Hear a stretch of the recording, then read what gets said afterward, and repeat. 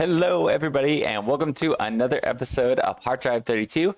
It is I, Alex Wolkin, your kind and humble host, and this channel is dedicated to learning about how to make and create 32-bit gen games, just like the PlayStation era, Sega Saturn, give it a little bit of N64 kind of graphics, and yeah, this is all about the journey from zero to we shall see. And where we've been working on for the past week or two is we've been working on taking a character from a popular anime slash manga called Chainsaw Man, taking the lead character Denji and turning him into a Mega Man Legends inspired 3D model. Now, today is Friday, so this is the nice day where we get to chill and relax a bit, get to have some fun. So this day we play some 32-bit inspired indie games.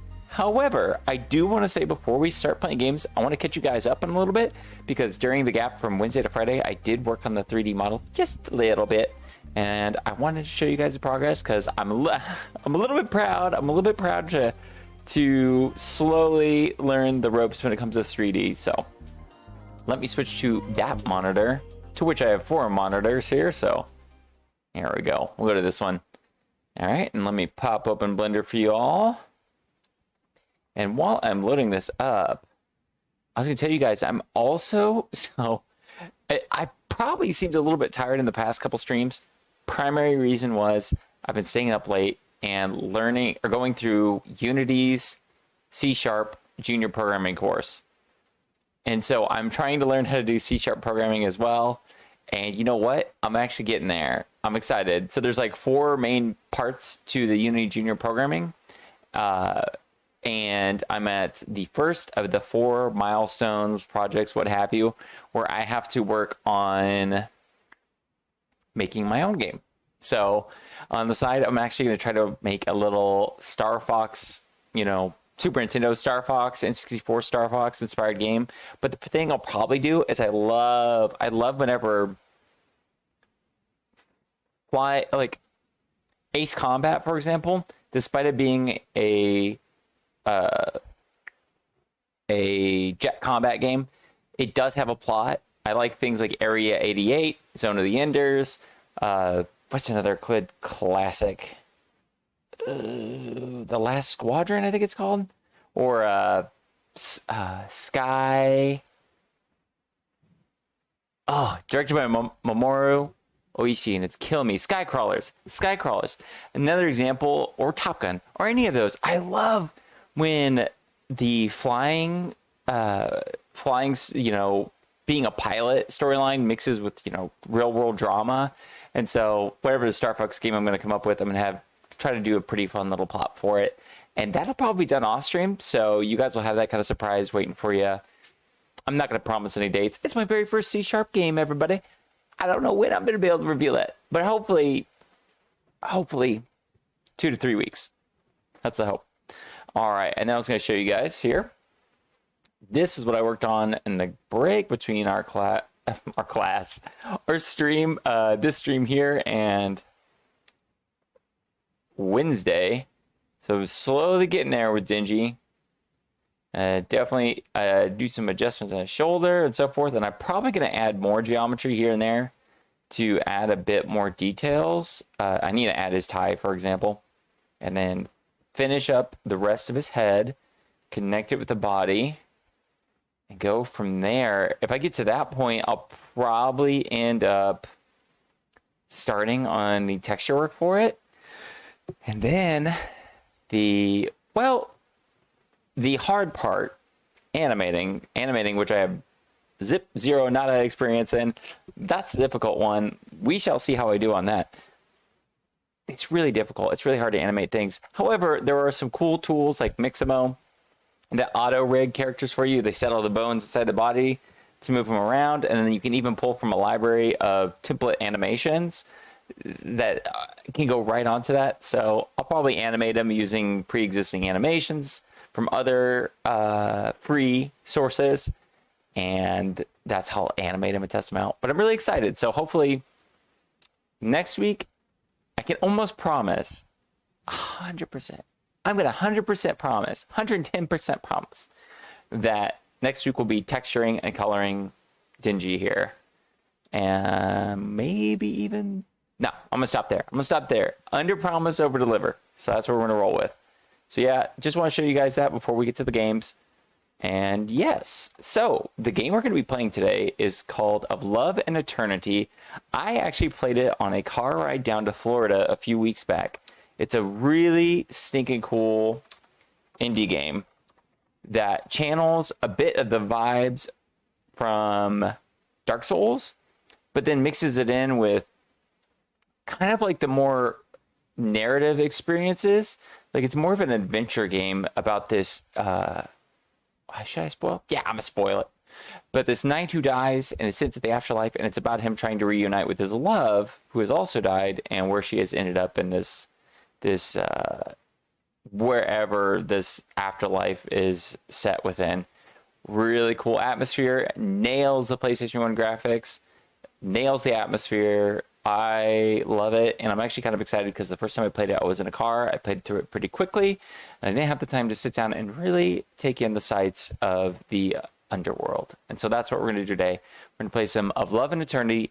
If we have more time, might play some fun other games. I wouldn't mind returning to Helltaker. I was really impressed by that game. And yeah, let's go ahead and boot up Of Love and Eternity. There it is. Oh, fingers crossed it loads okay too for you guys. Let's make sure it loads all right. So excited. So very excited. Hopefully my audio setup is going to work dandy for this. Let's see, y'all. Give me a second. Should be loading up. Come on, come on. Do. Well, video game. Oh, it is loaded. I think it just... 4 monitors, you guys. 4 monitors. Leading to problems. Okay. Fantastique. We'll see how the controls are. Kind of do a quick review. WASD. Yeah, we'll see how it goes. All right. Here we go, guys. I'm so pumped. Oh, it loaded on the wrong monitor. There we go.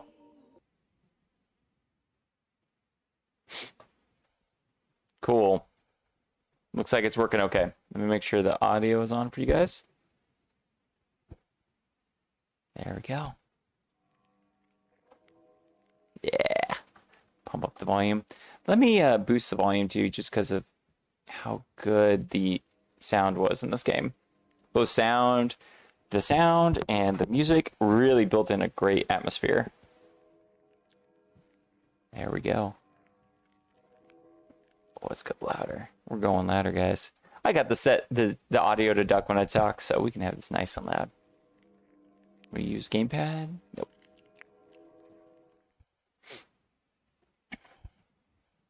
Ready, boys and girls?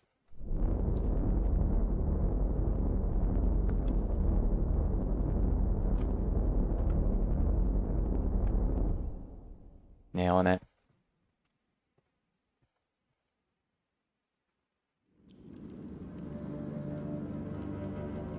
Yeah, it also gives me, I know this is strange, but I don't know if you guys have ever played Alice Madness Returns, but it's like a evil take on Alice in Wonderland in which she went mad after visiting, and this game really reminds me of that. Oh, which, sorry guys, let me make sure. I gotta make sure that my audio is ducking, because it didn't look like it was there. Compressor. Okay.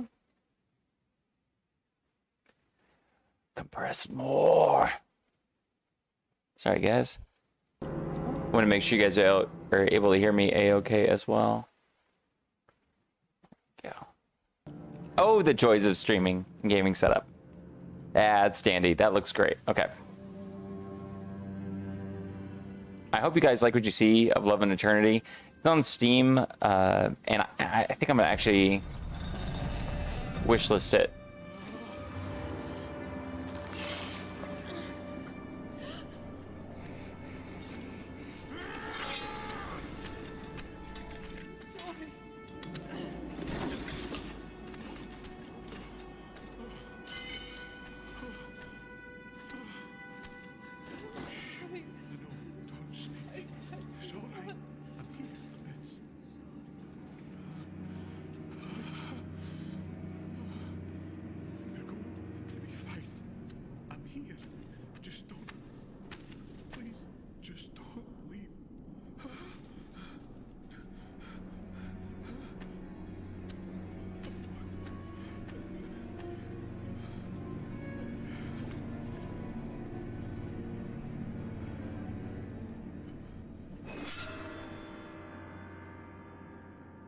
Don't mind if I'm goofily smiling through a dark sequence. It's just so impressive. They did.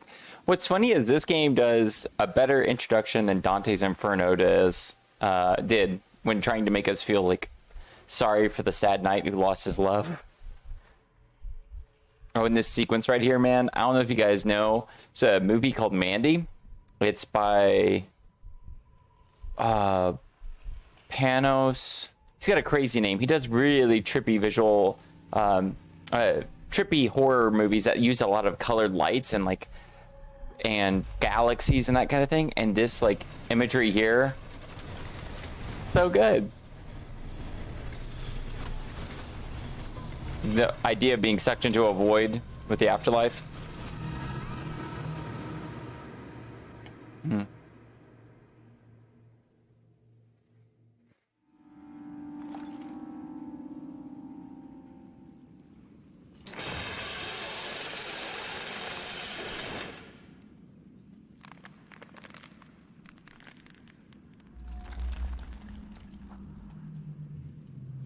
Yeah, by far, this is one of the most atmospheric indie games I've ever played. And I'm so impressed by it, and I can't wait to see the developer fully release it.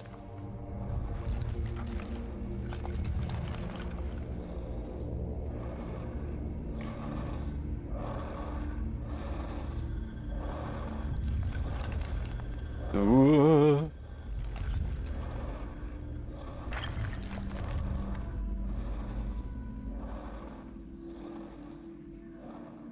Brave knight, whose love is true and eternal, whose fate was cruel and untimely.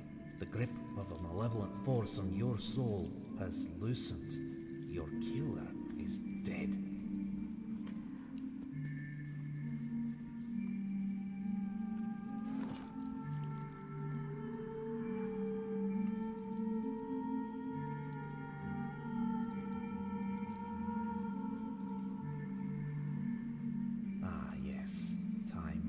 Betrayed you, and it was some time before your soul found this body once again.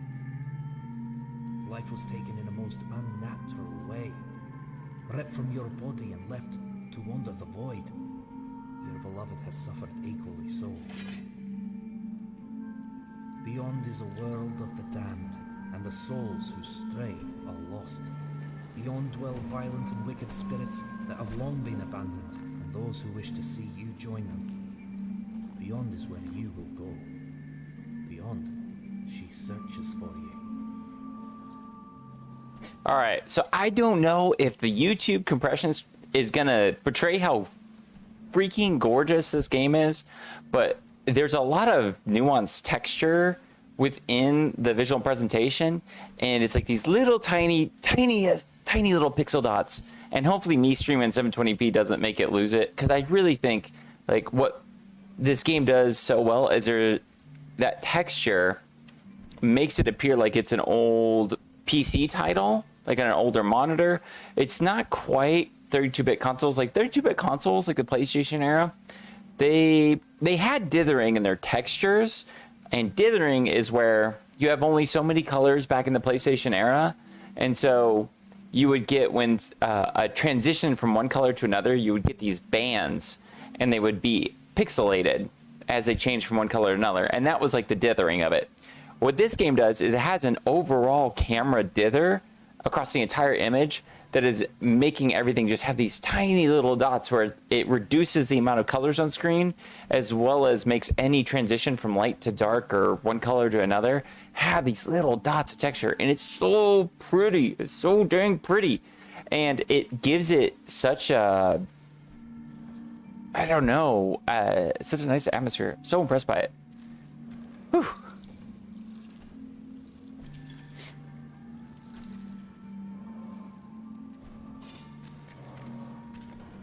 Yeah, but like I said, when I played this game, I got the impression this might have combat in it, a la Dark Souls, and it might later. But as you see here, there's like these moments of like an adventure game, like this wall has collapsed.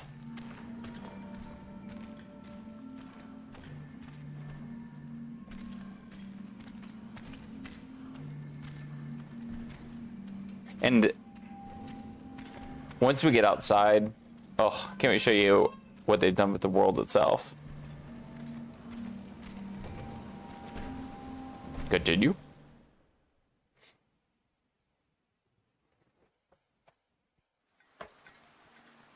Yeah, but check this out, guys. Oh my freaking goodness. So what's awesome, Resident Evil 4 did this really well. Jesus. Lightning scared me. Oh, God. I had the sound turned up really loud, so that just like blasted my ears. All right, so we know that we're in a game that's mimicking 32-bit games as far as like the amount of geometry, 3D models that are on screen. And the difficult task that this game has and the difficult task that Resident Evil 4 both had is they had limited hardware to try to convey a forest.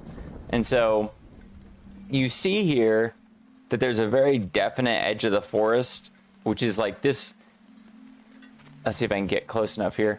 There's like a model, a wall running along just the edge, the perimeter of this forest, where they have put this texture of additional forest where they put extra trees on. And because of the dithering, the overall dithering that's being applied to the camera, it's reduced the amount of detail within the scene that as it goes in the distance, it looks like this is an absolutely massive forest. Like, I would love to see this in the Unity or Unreal editor, so that way I could appreciate the kind of trickery, the visual trickery they've done to make this look like a deep, complex forest when it's really just an illusion. All right, let's continue forward here.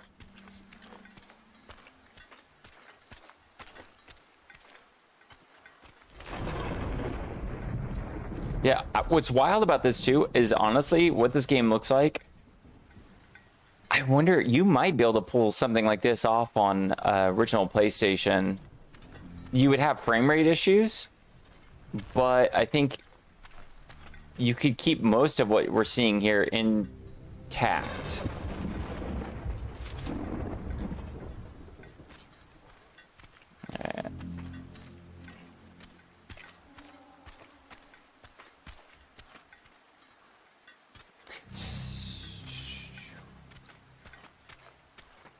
So the other thing is they're trying to convey to the player that you're lost in a big complex forest, and I just want to point out, let me go back for just a moment. There is another path that you fall down like I did with the previous one where you can't return from. And so this game gives the illusion that there's multiple paths, but it's very obvious that all of these paths lead to a single destination, and there's different points where it splinters off, so that way you as a player feel pressured into the idea that you have maybe made the wrong decision and you're headed down the wrong part of the path in this forest. So that way you feel lost and confused about where you are. And for example, the first time I played this game, I didn't come across that tree breaking off. That's really cool.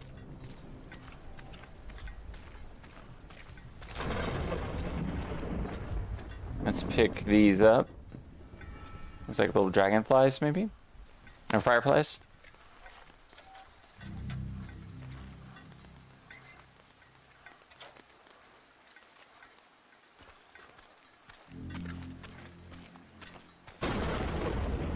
So spooky.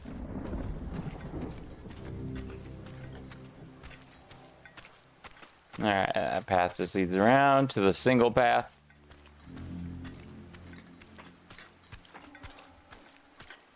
Example where like smart level design really comes into play, because even though it's a single path, you're trying to convey to the player that they're actually lost without making them legitimately lost.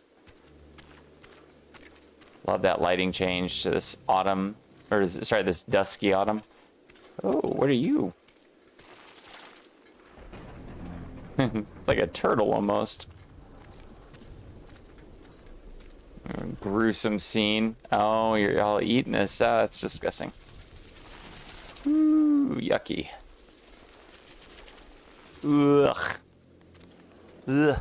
I got that phobia, you guys. I can't remember what it's called, where things have a bunch of little holes in them, like honeycombs. And the inside of that horse is tricking my brain out in a disgusting way. All right, let's take this main path here. There might have been googies. There. Oh, it was laughter. There might have been goodies, I should say, over there. But let's take this route.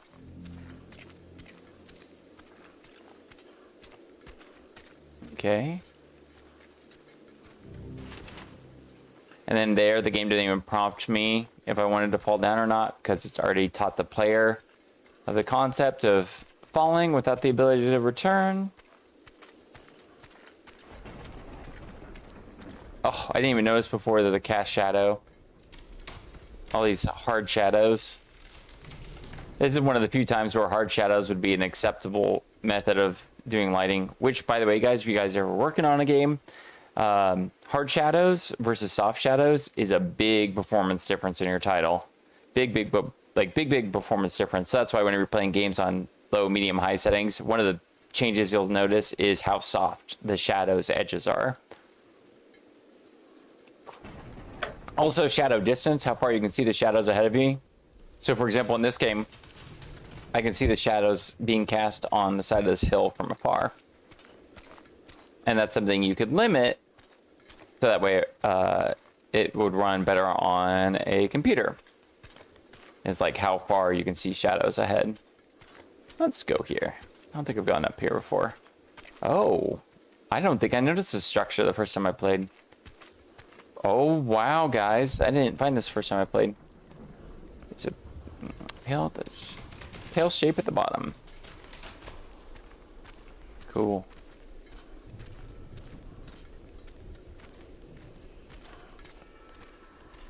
Ah, so it's around spirits here, huh? Even that nice little bit of storytelling of the two holding each other. Which, how are you dying in the afterlife? Bro, are you guys just sleeping? Because I'm a skeleton too. But I guess they don't have a spirit connected to them.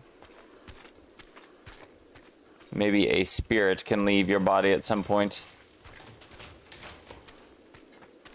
We'll go back whence the way we came. Keep exploring there. Down, down, down. Doo, doo, doo, doo, doo. We're going down, down, down. Oops, and down, down, down. Getting dark. Continue. Ooh. So the first time I played this game, I made camp. But this time I'm going to say continue on. I'm going to see what happens if you say continue on.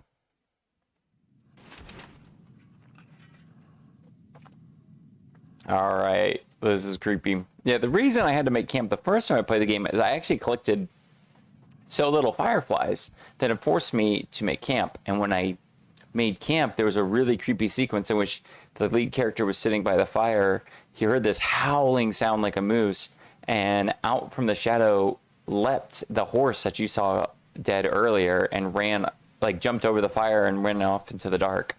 So now I'm curious. I don't know what I'm getting in for with going in through at night.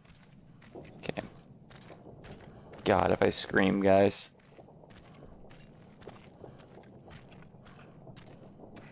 Whew. This fog that they're using here just so good at making the game terrifying because I can only see a few feet ahead of me. I just gave a hard swallow because I get nervous.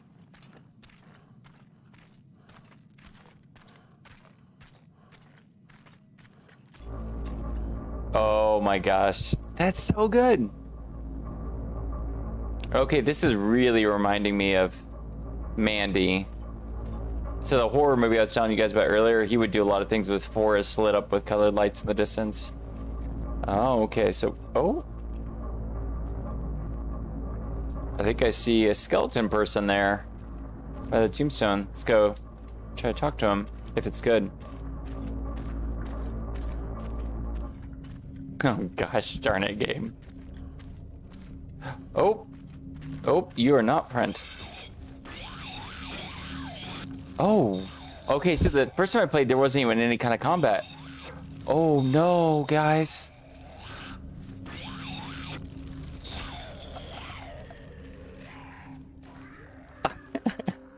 I swear I clicked my little fingers. I swear. All right, let's see what returns this to. Oh, fascinating. Okay, so it does confirm dying equals, yeah, your soul's lost. All right. See if it does a checkmark system. I hope it does.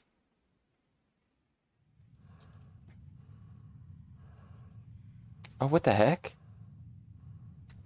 Oh, wild. See, I didn't die the first time, so I didn't see this. Okay.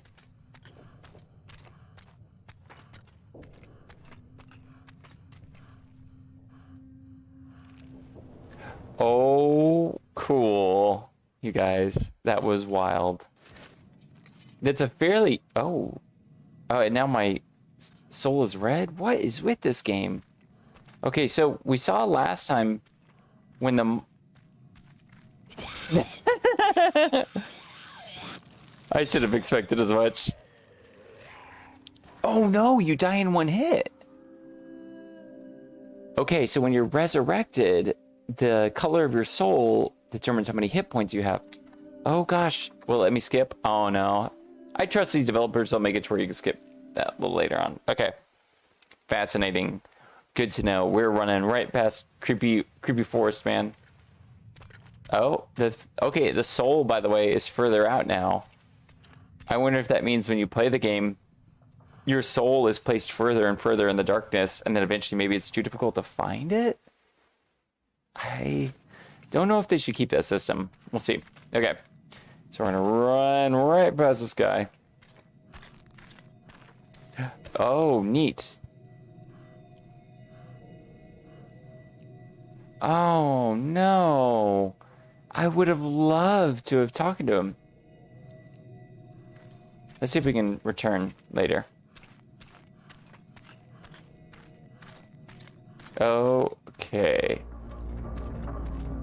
We got really creepy music playing. Ah, darn it. So it's kind of a stealth game in some regards. Okay. Very light one.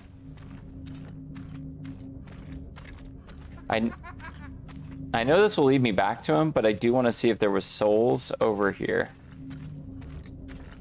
No, there's no souls over here. Let's go ahead and head this way. I am determined, you guys, to save that poor skeleton.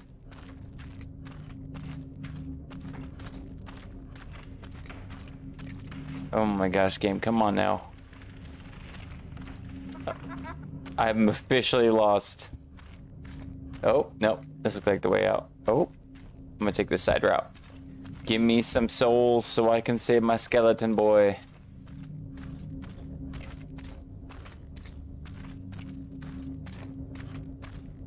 Okay, officially heading back. Oh man, I wanted a little skeleton buddy to talk to. All right, it's curious to me that the game would let me give them a soul and then let me die. Oh no.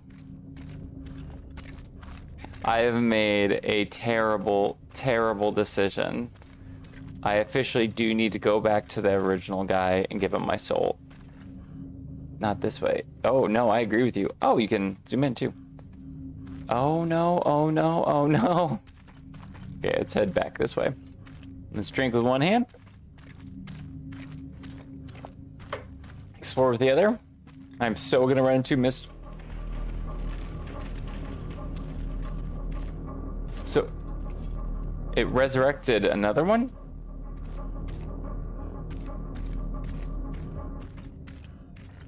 So he's there now. I know that for a fact. Let's go ahead and let's give this kind. Okay, we gave him our soul.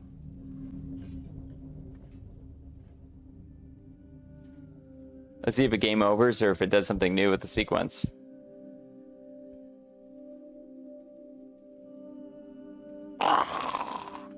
Okay, so we gave him our soul despite us killing us. We continue. Will things change at all? Got our one soul. Yeah, I think the body is getting a little bit further away each time.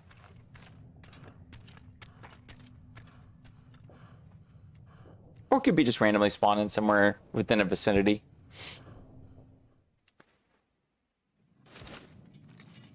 All right, we're back. Oh, dang, guys. We didn't accomplish a thing. Okay, saving him did nothing. Is there an attack button? Oh, there is an attack button. Oh. All right, let's go punch some trees. All right, if I can do that, can I block?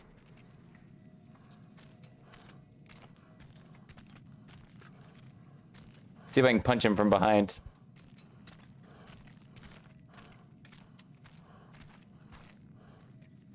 Okay. Sneaky, sneaky. Now break his neck.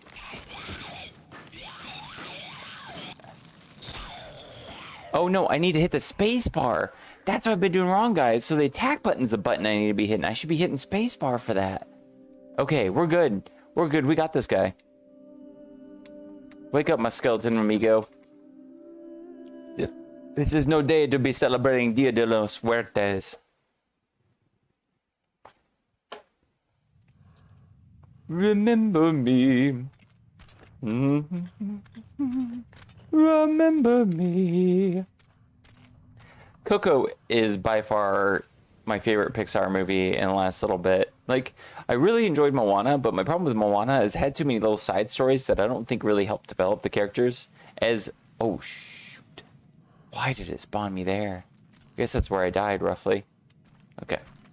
Sorry, guys. Pokes mode.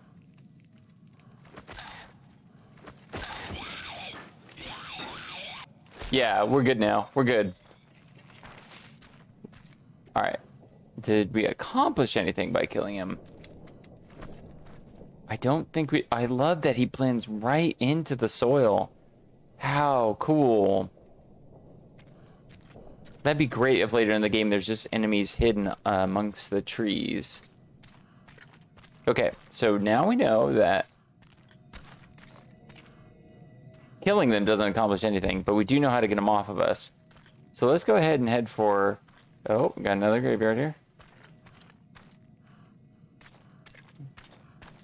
Drop down here.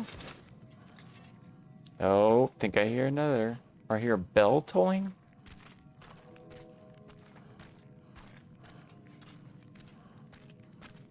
I would have minded the game telling me how to attack after dying once. That'd been nice. Like, if I was playing with a controller, you know, I probably would have pressed some buttons and figured that out, but since you're on a keyboard, there's just so many buttons available to you that I just don't think to press all of them. Even the space bar, the most obvious button. Okay, okay, guys.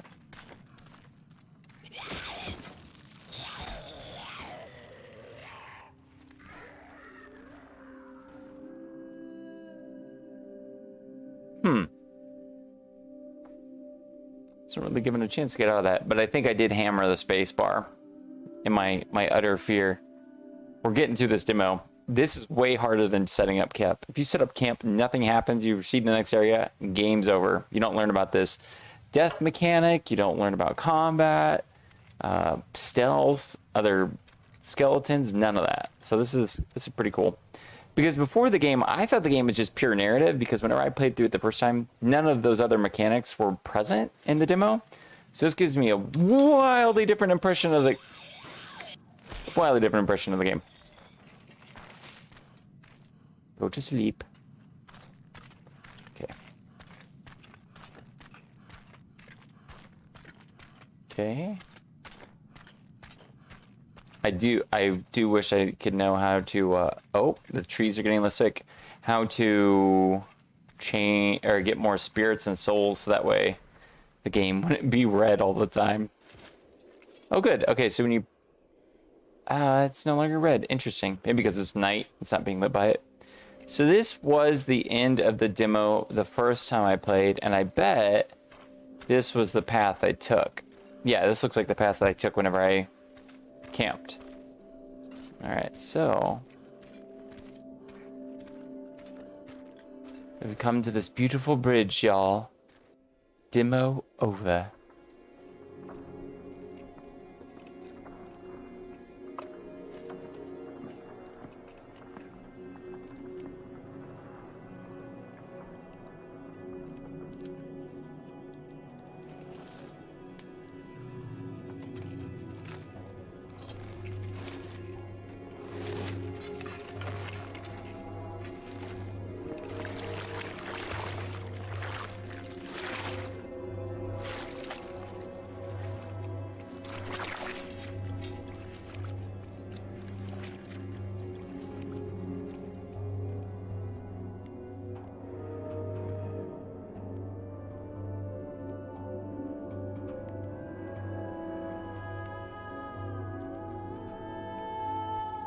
Oh, that's awesome. That lets you click on through to any one of their social media handles. Wonderful.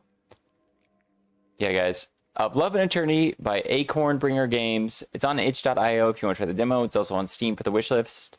Probably has a demo on Steam as well. I am so stinking impressed by this. I'm really excited about seeing its development, and I cannot wait to play the final product. That's actually, for the heck of it, let's click on Instagram for a moment, because I haven't checked in with this game in a while. Solo game developer. This is made by one freaking person. Holy freaking crap. Or I have to be getting an assistant somewhere. But my goodness, I am so impressed by them. Yeah, definitely worth checking out, you guys. Give them a follow. Go to their website. Do whatever you can to support them, because I'm really excited to see this game hit release. Now, what do we got time-wise? 1:47 here in the Midwest. I think I'm going to enjoy a little bit of Helltaker. Let's just see if we can't get some Hell ladies. Oh no. Oh no. I accidentally deleted Helltaker. Oh my goodness. And instead I've ended up with this strange other indie game. Let's play that. Darn, I'm going to go download Helltaker again. What have I done? I've taken Helltaker for myself. This is called How We Know We're Alive. It looks like another kind of adventure title. Know nothing else about it besides it had pixel art. So we'll see what we get with this one.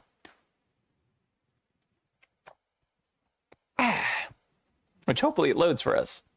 That'd be grand. Yeah, and I want to say thank you again, guys, for being here on Hard Drive 32. It's been just a little bit over a month, but I've been really, really happy with all the people following on Instagram. And honestly, a lot of it's going to be like, I want the audience here on YouTube to grow. That's like my primary thing. So if you do come across this video, like, comment, subscribe, hit the notification bell. I'm trying to do this Monday, Wednesday, Friday at 1 p.m. Central. And there's going to be a lot of cool stuff with 3D, art, all that kind of thing. And I love to support other artists. So if you guys are working on anything and you either want feedback or honestly just praise of me going, dude, or dudette, or dude, this, your art rocks. And so just feel free to say hello, and I can't wait to compliment your work. Honestly compliment your work. Don't give dishonest compliments, guys. Always give honest compliments. And I can tell you what awesome things you're doing and maybe help you guys grow too.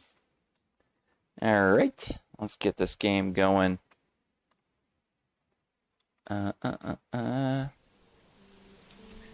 Uno momento, my fine people.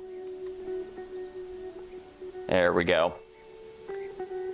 Audio appears to be working a-okay.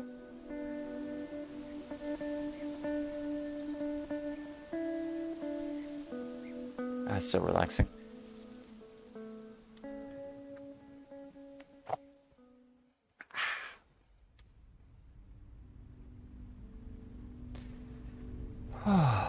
This music's already calming my soul.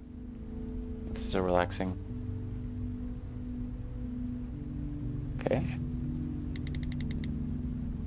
Cute.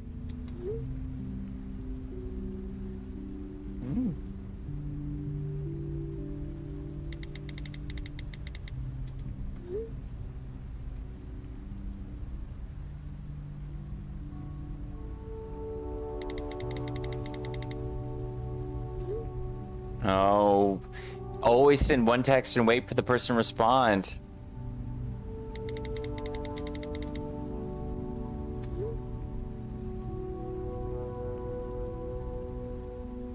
Got a lost love we're trying to reconnect with. Oh, there you go.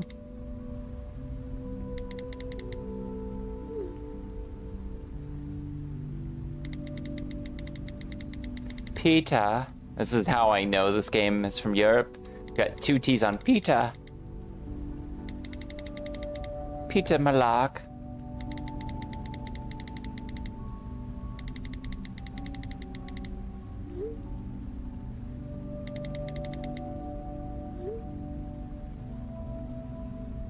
By the way, I'm playing Danganronpa on the side of and it's like a visual novel as well.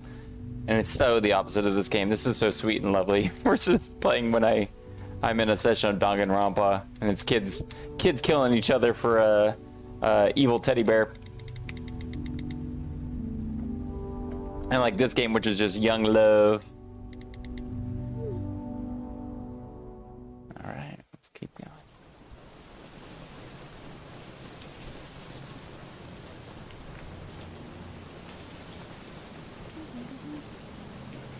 Oh, let me try to pronounce. Hello, Harunga. It's not great to see you, to be honest. Guess I'll check if the flower shop is still open. Oh, nice. Good. Give me a little early indication of player. Ooh, that's cool. Okay. One downside. Oh, this is such a minor complaint, you guys. Nah, I'm not even going to complain about it. But, so that light above the character's head there, that's more than likely a missive.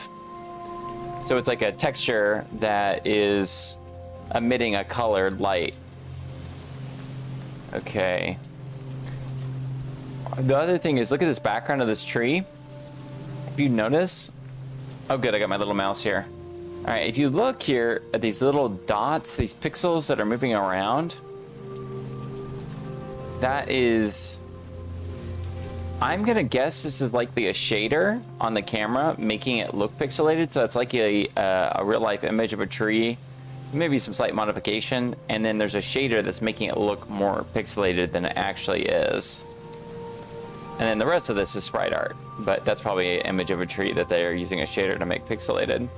And the reason I could tell that is because of, as the tree bends, there's like the fuzzy pixelation that's going on there. That's one potential here. Oh, lovely. Look at that, guys. So as I highlight over things, they're lighting up. Oh, that's so wonderful. Such a subtle and great way to indicate to a player that something's interactable. And it matches with the other aesthetic of these glowing lights in the dark. Piss Week beer at 3.5%. Short story, you guys. When I was 13 or 14, I went to a friend's quinceanera, and they had O'Doul's there, and we were all convinced as kids. O'Doul's, by the way, non-alcoholic beer. We were all convinced it had beer.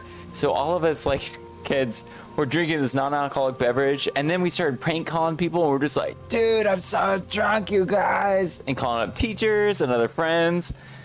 All placebo effect of thinking that O'Doul's was a real beer. Okay. Cute. If only Italians knew what Swedes do to their blood pizza. That's a real thing. We have my wife and I, we have a friend.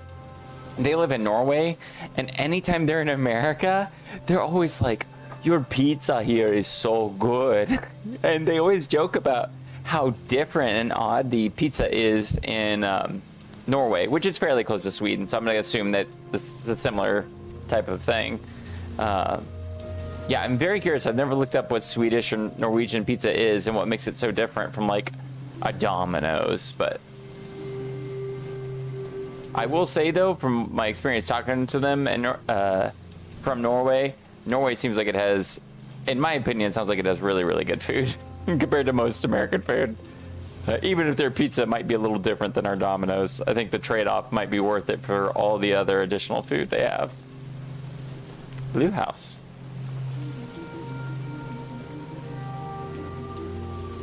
Sven, also another very common name.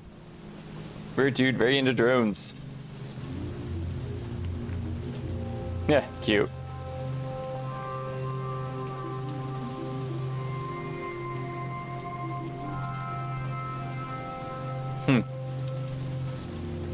There's a game called Night in the Woods where you play as animals just out of college, and it's about their post-college crisis of what to do with their lives. I'm getting some of those same vibes with this game here. Maria's parents' house. Doesn't look like anybody's in. Same old curtains though. This place always had kind of a sinister vibe. Looks like it's gotten worse.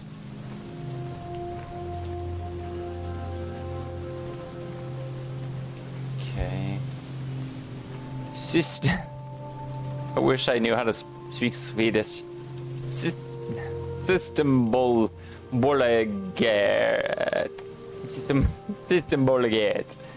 The all important alcohol vault. Closed on Sunday, of course. I remember Maria's sister agreeing just once to buy us a bottle of wine, the cheapest rosé they had. It was disgusting, and we drank it all. Cute vibes, a lot of fun character building stuff going on here.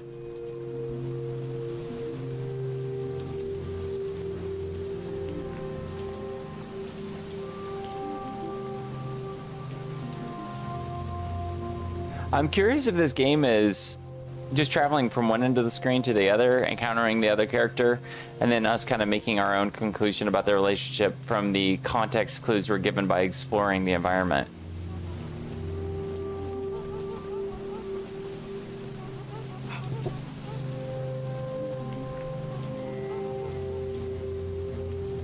Oh, cool. Little branching thing.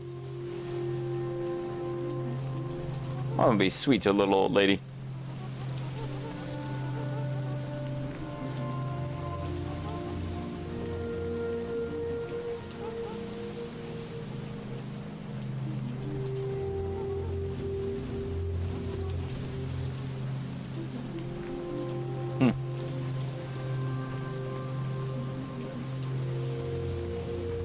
ICA.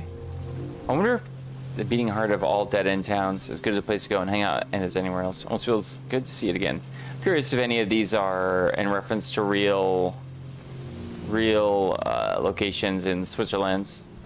Probably not. Probably not. Probably all made up for this game, I would assume. But let's see.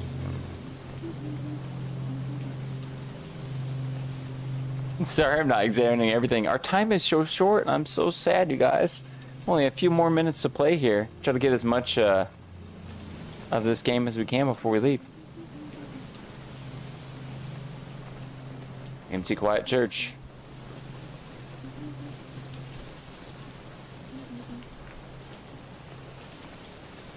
Okay.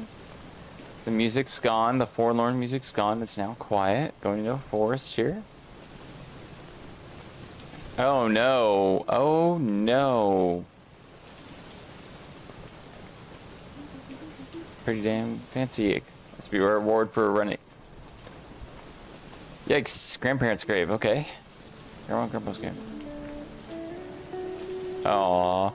Oh, this is so sweet.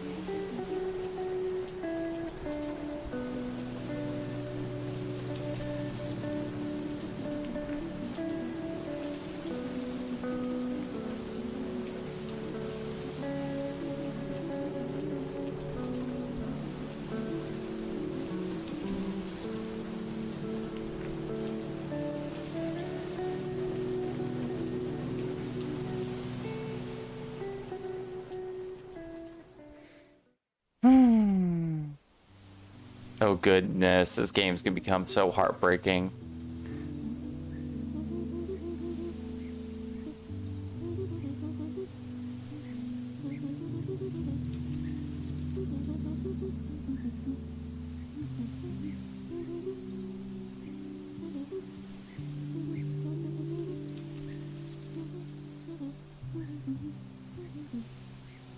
Ooh.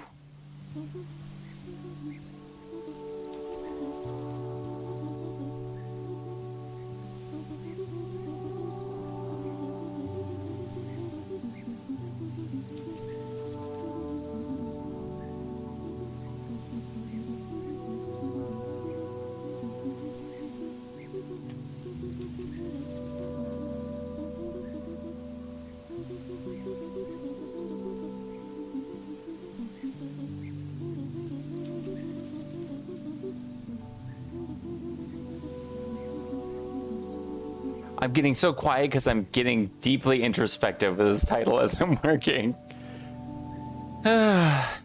Conjures up old relationships, conversations.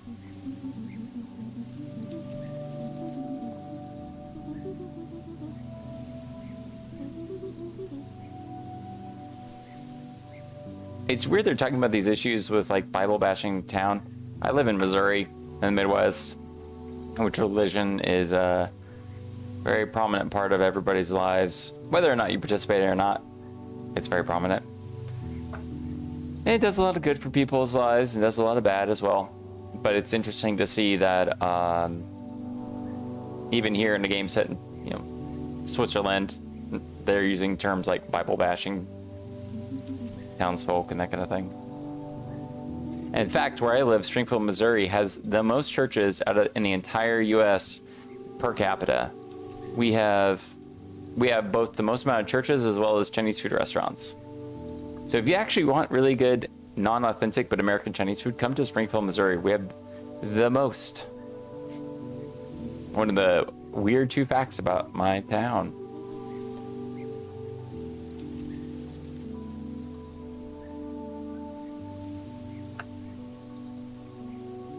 All right, on that down note, I sadly have to quit for now. Oh no. Resume load. Oh, good. Hopefully I bet this will save. Yeah, we'll play this again on stream sometime, you guys. I was pretty dang impressed by it. That was like a good deal of fun. As far as one, showing you guys of Love and Eternity, and the other game, which is, I think it's called How We Know We're Here. Let me make sure before I say anything. How We Know We're Alive. That's what it's called. How We Know We're Alive. Excellent title, and definitely recommend both of them. Go on itch.io, play both of them. They're both free. Enjoy. Throw a tip to the creators if you want. And I want to thank you guys for being here on Hard Drive 32. Whenever we come back next week on Monday, we're going to continue doing 3D on Dingy, and hopefully by Wednesday have the texturing done as well for him. And then I don't know what games we're going to play on Friday. We'll find out and see. But thank you again so much for being here. I love you. Everybody around you loves you. And you have a wonderful day. All right. Chat later. Bye.